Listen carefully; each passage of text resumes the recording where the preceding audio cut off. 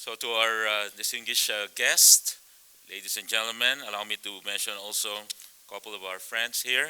Ambassador Tanatip of Thailand, Ambassador Capaya Rodriguez Gonzalez of Venezuela, from the Embassy of Sri Lanka, Suwandi De Silva, and Ambassador Jan Christensen of the Royal Danish Embassy,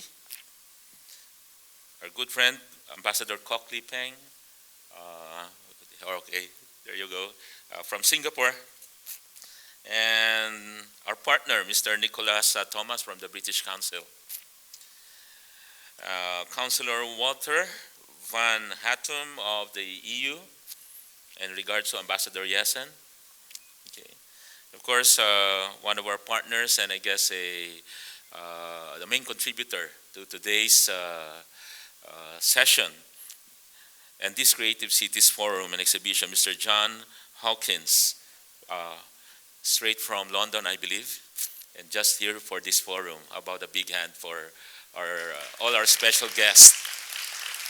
I must congratulate also the team of Undersecretary Nora Terrado, Executive Director Rhea, for that excellent opening. I think from there on you can see already a creative and modern treatment of traditional Filipino dances. I mean, I think maybe it's my first time to see such modern and vibrant treatment. Gives you, I think it's a good keynote already. It sends a message what this forum and exhibit is all about. It's all about getting upbeat on creative and innovative ideas, really as the future approach and methodology as we try to attain our respective development goals, more creativity and innovation. So allow me to welcome everyone to this ASEAN Creative Cities Forum and exhibition. As the host of the ASEAN Summit for this 2017, the Philippines is proud to introduce its creative economy and creative city agenda. With this agenda, the Philippines aims to usher at least one city in the UNESCO Creative Cities Network.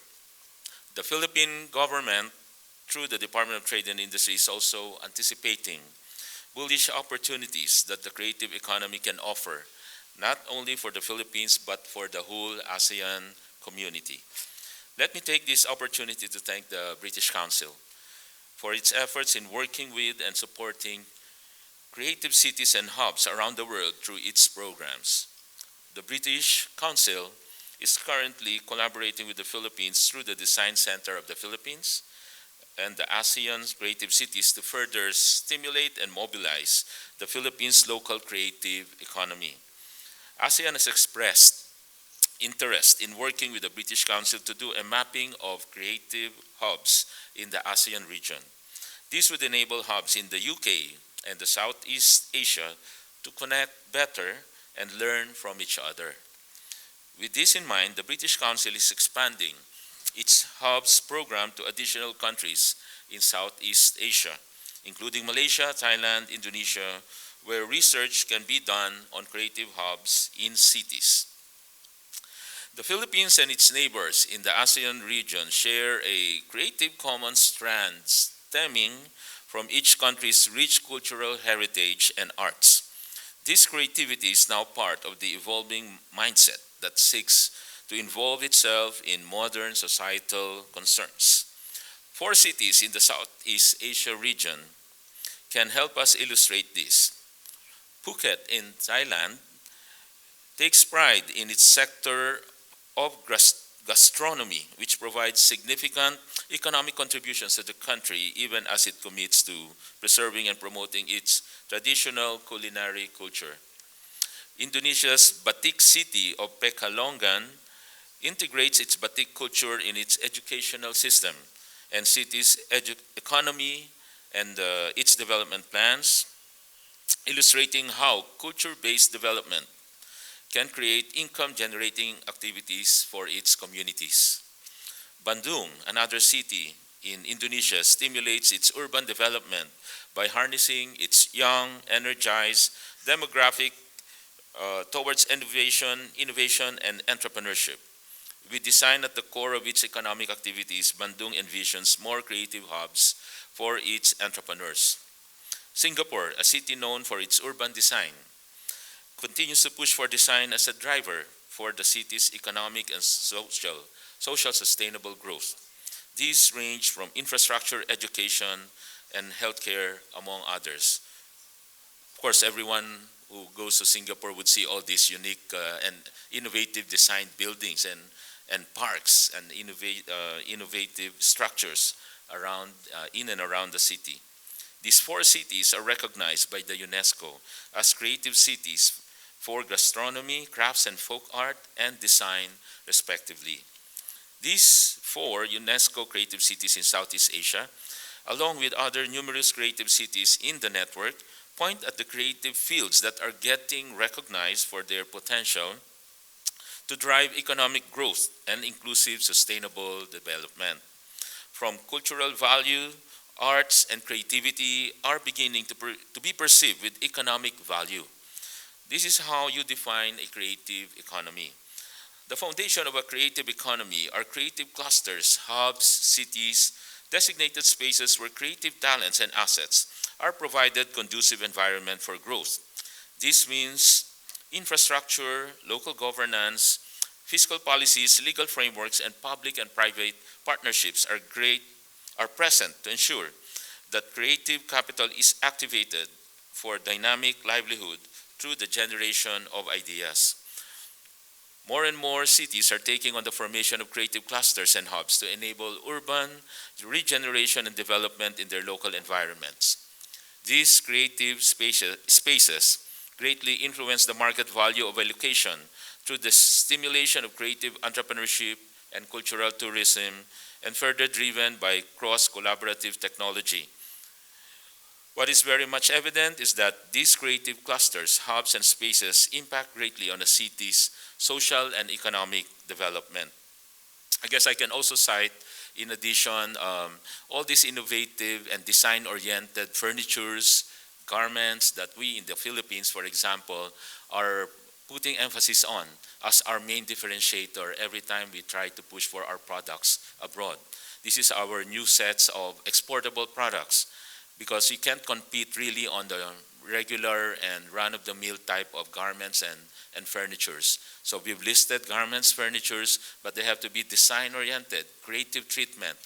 And these are our pride. I mean, every time we show these products and sell these products abroad. I think you can see some of the designs in the monitors and the LED screens out there in the park where we opened, where we had that opening ceremony earlier.